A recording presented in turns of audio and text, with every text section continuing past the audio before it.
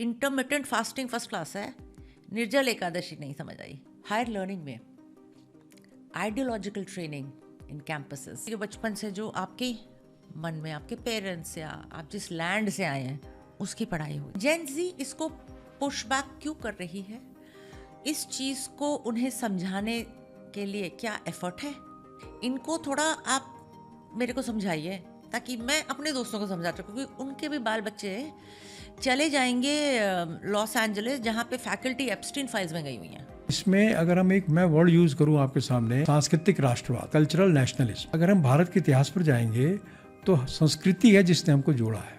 Indus valley civilisation दुनिया की सबसे प्राचीन जो है वो सभ्यता है। तो जब हम ये कहते हैं कि नई शिक्षा नीति में हम कहते हैं कि आपको भारतीय ज्ञान परंपरा की जानकारी होनी चाहिए, तो इसका सीधा मतलब यह है कि मुझे मेरे पास्ट से जोड़ा जा रहा है। तो अगर हम उन चीज़ों को सशक्त करते हैं तो हम तो केवल अपनी परंपराओं को मजबूत कर रहे हैं। ये राजनीतिक दृष्टिकोण वही लोग करते हैं जो कि हर बात में राजनीति ढूंढते हैं। अब इंडियन नॉलेज सिस्टम हमारे करिकुलम का पार्ट हो गया है, तो उसमें बाकायदा उसमें टीचिंग भी होती है, उसमें एग्जामिनेशन भी होने वाला है। तो बच्चों को पढ़ना है अपने देश के प्राचीन जो हमारी सभ्यता संस्कृति है उसके बारे में, एक बात। दूसरा क्या है कि हमने जो है अब स्किल को जोड़ा है। अब हमने जो है जोड़ा क्या है कि हमने इंडस्ट्री को इन्वॉल्व किया है। कई जगह पर हमारे बच्चों को इंटर्नशिप भी दे रही है अलग अलग जगहों पर। तो वो जो हमने बात करी ना कि करिकुलम इंडस्ट्री एकेडमिया का जो कोरिलेशन है, इंटरेक्शन है, वो काम पहले नहीं होता था, अब वो शुरू हो गया है और इससे फर्क आना शुरू हो गया है। इन सब बातों पर बच्चों को जो है अब तैयार किया जा रहा है और हमारे बच्चों को इसमें अच्छा जॉब मिल रहा है। तो मेरा कहने का मतलब है कि जो पहले जो चीज़ें थी उसमें चेंज आया है और अभी लगातार और आएगा। जो पर्ची और खर्ची वाला सिस्टम होता था ना किसी ज़माने में, सिफारिश हो गई है पता चल गया, तो ना पर्ची है ना खर्ची है, सीधा ट्रांसपेरेंट पॉलिसी है। और नकल विरोधी कानून बना इसीलिए था कि जो आपकी नकल माफिया है इसको गिरफ्तार करने का। और उसका नसर ये हुआ कि 30,000 नौकरियां बिना किसी सिफारिश के युवकों को मिली है और कई जो बहुत अधिक योग्य युवक थे उनको तो 2-3 ऑफर आ गए।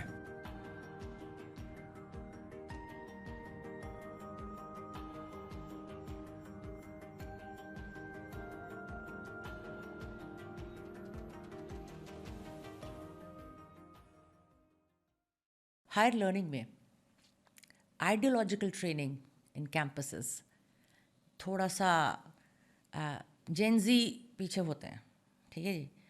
अब आइडियोलॉजिकल ट्रेनिंग वही होती है, मतलब कोई भी स्कूल हो, आइडियोलॉजिकल ट्रेनिंग बेसिकली जो बचपन से जो आपके मन में आपके पेरेंट्स या आप जिस लैंड से आए हैं उसकी पढ़ाई होगी।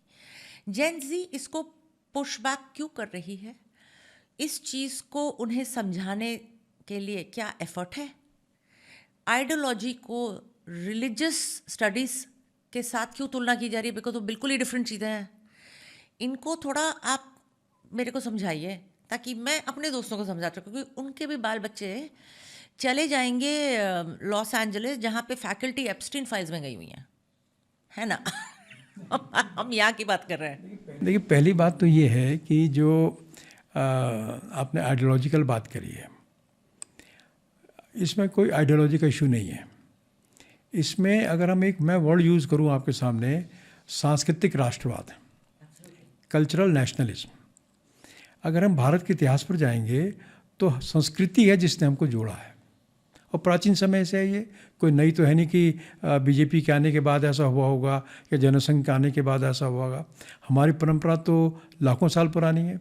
इंडस वैली सिविलाइजेशन दुनिया की सबसे प्राचीन जो है वो सभ्यता है। प्रूफ मांगते रहते हैं ये लोग, है ना, जिसके प्रूफ मांगते हैं। अभी डिसाइफर नहीं कर पाए कि ये इसमें जो लिखा है कि वो क्या है। उसके बाद तो वैदिक पीरियड आ गया, तो वैदिक पीरियड के टाइम पे तो कोई राजनीति नहीं थी, लेकिन हमारी हेरिटेज है। आगे हम चलें तो पुराण युग आता है और हमारे बड़े बड़े सम्राट आते हैं, हमारे चारों वेद आते हैं, हमारा आयुर्वेद आता है, वगैरह वगैरह, योग आता है। ये सारी चीज़ें क्या हैं, ये सारी की सारी हमारे विरासत के पार्ट हैं।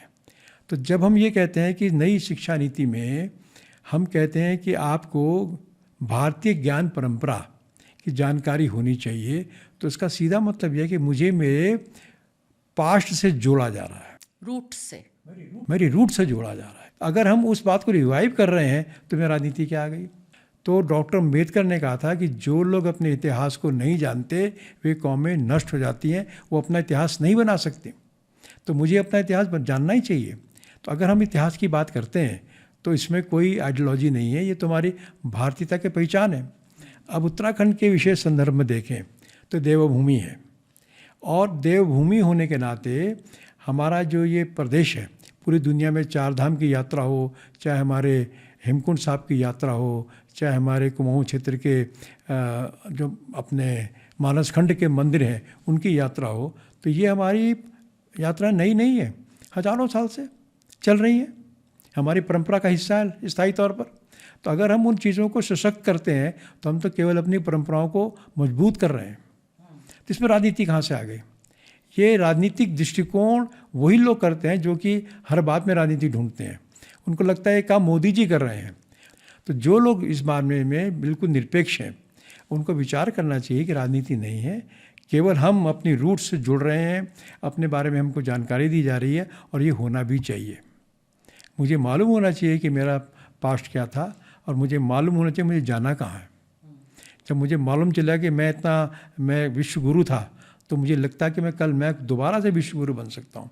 लेकिन अगर मुझे मालूम चला कि नहीं साहब, मैं तो पहले भी पिटा हुआ एक व्यक्ति था और पिटना ही मेरी एक नियति है, तो पिटता रहूँगा।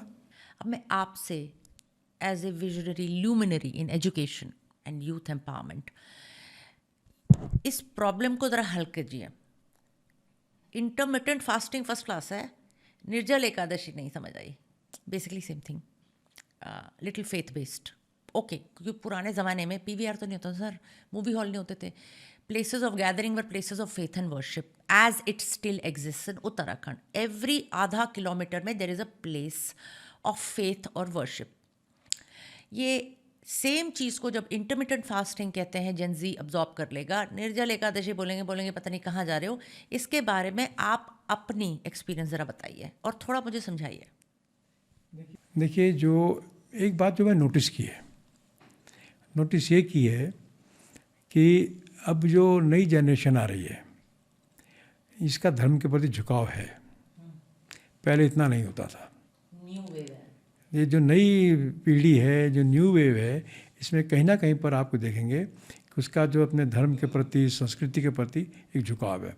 आप मंदिरों में जाइए, युवा लोग जो हैं वहाँ पर बड़ी संख्या मिलेंगे आपको, और कई धार्मिक स्थलों पर लोग शादी करने के बाद जो अपना घूमने निकलते हैं तो मंदिरों में, और जो धार्मिक स्थल हैं मैंने वहाँ देखा उनको।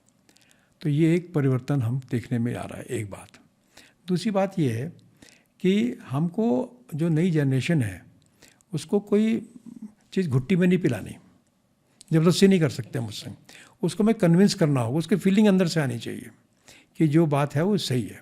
दूसरी बात क्या है कि एक और फीलिंग आपने देखी होगी कि जो हमारी भारत की जो नई जनरेशन है और नए पॉलिटिकल सिनेरियो में भी हम देखेंगे उसके नेशनलिटी जो है पहले भी थी, लेकिन अब बहुत अधिक एग्रेशन भी है उसके अंदर।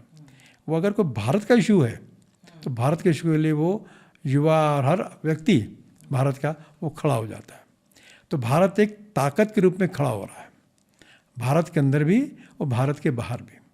अब बाहर की अगर हम बात करें तो बाहर पहले हिंदुस्तानी अपने आप को हिंदुस्तानी कहते ही नहीं थे। मेरा बेटा जो है वो विदेशों में कई काम में जाता है तो पूछता लोगों से भी क्या चेंज आया।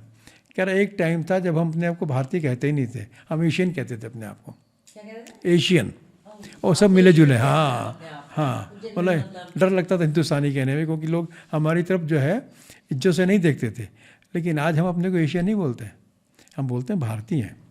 आज लोग हमारी तरफ इज्जत से देखते हैं। अब जो वैश्विक परिवर्तन भारत को लेकर के हो रहा है, चाहे उसके पीछे मोदी जी की मेहनत है, चाहे उसके पीछे हमारे अन्य नेताओं की मेहनत है, भारत की जनता की मेहनत है, तो अपने आप में महत्वपूर्ण है। लेकिन कुल मिला करके देश का इसमें नाम आगे बढ़ रहा है। तो नई जनरेशन भी उस चीज़ को जुड़ रही है। अब मैं आपको एक एग्जांपल देता हूँ। हमारे मुख्यमंत्री पुष्कर सिंह धामी जी युवा हैं, और अभी जब ये ग्लोबल इन्वेस्टर समिट था तो वो कई देशों में उन्होंने यात्रा करी उनको इनवाइट करने के लिए, और जहाँ भी जाएं तो सारे उत्तराखंडी जो हैं वो उनके वेलकम पहुँच जाते थे। और आप हैरान होंगे कि जो उत्तराखंड की टोपी जो है जिसको मोदी जी ने पहना है, वो टोपी पहन के लोग आते थे। चाहे लंदन हो चाहे कहीं और हो, तो एक फीलिंग नेशनल लेवल पर नहीं बल्कि ग्लोबली एक इवॉल्व हो रही है। भारत के लिए उत्तराखंड का व्यक्ति है तो उत्तराखंडियों के मन में आती है बात। तो ये सब बातें ऐसी जो कि चेंज ला रही हैं। Uttarakhand was an early adopter of NEP, सबसे पहला था आई थिंक। हाँ, मतलब जो सबसे पहले स्टेट्स में हुआ है और हम भी थे इसमें। अब क्या हाल है, तब क्या था? टेल मी, थोड़ा ग्रोथ बताइए।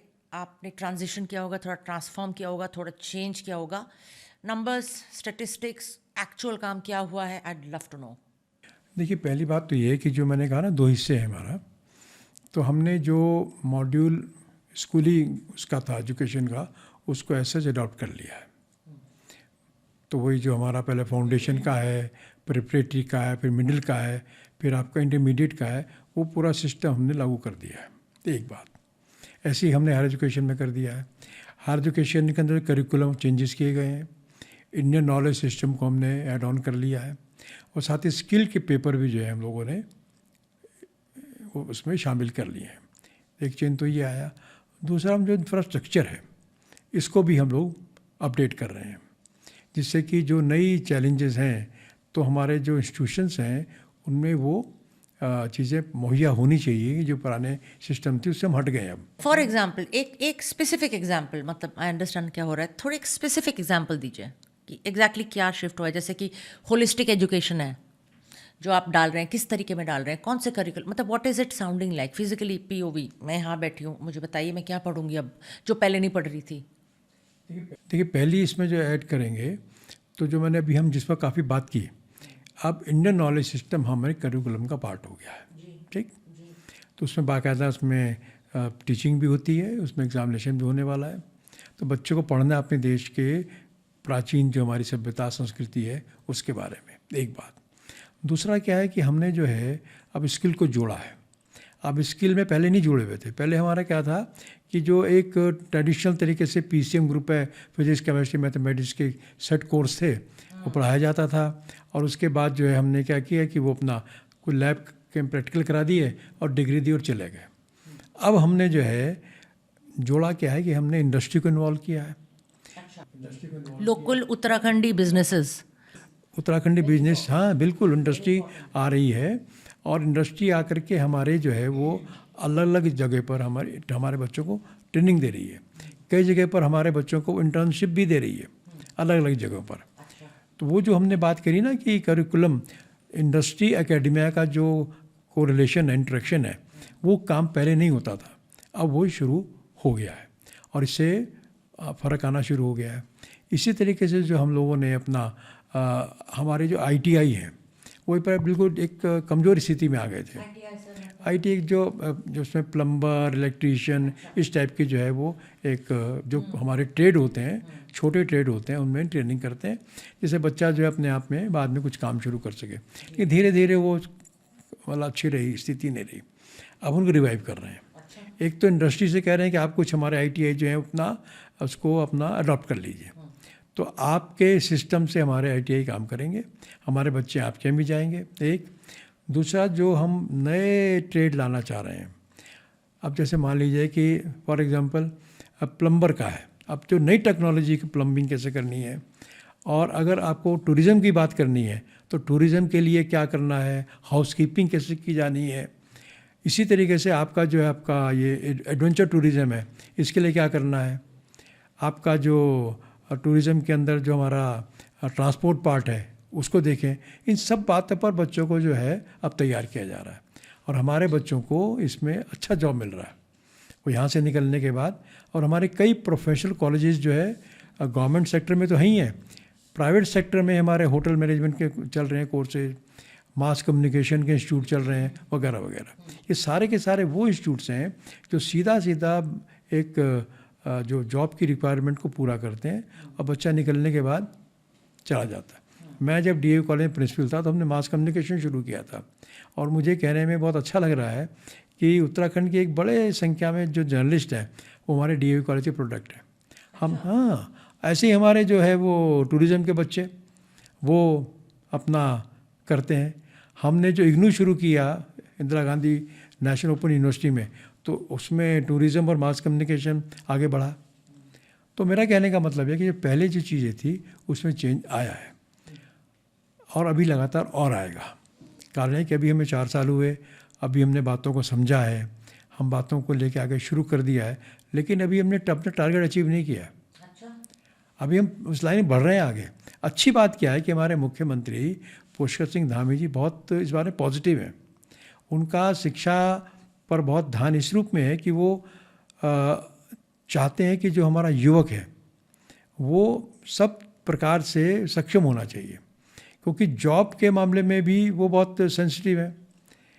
गवर्नमेंट जॉब मैक्सिमम जो हो सकते हैं वो दे रहे हैं, और उसके लिए भी उन्होंने जो पर्ची और खर्ची वाला सिस्टम होता था ना किसी ज़माने में, सिफारिश हो गई है पैसा चल गया, तो ना पर्ची है ना खर्ची है, सीधा ट्रांसपेरेंट पॉलिसी है।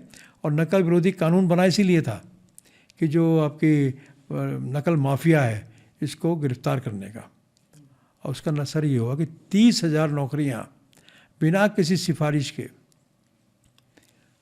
युवकों को मिली है। और कई जो बहुत अधिक योग्य युवक थे तो उनको तो 2-3 ऑफर आ गए। उन्होंने 2-3 एग्ज़ाम दिए, समय क्लियर कर गए।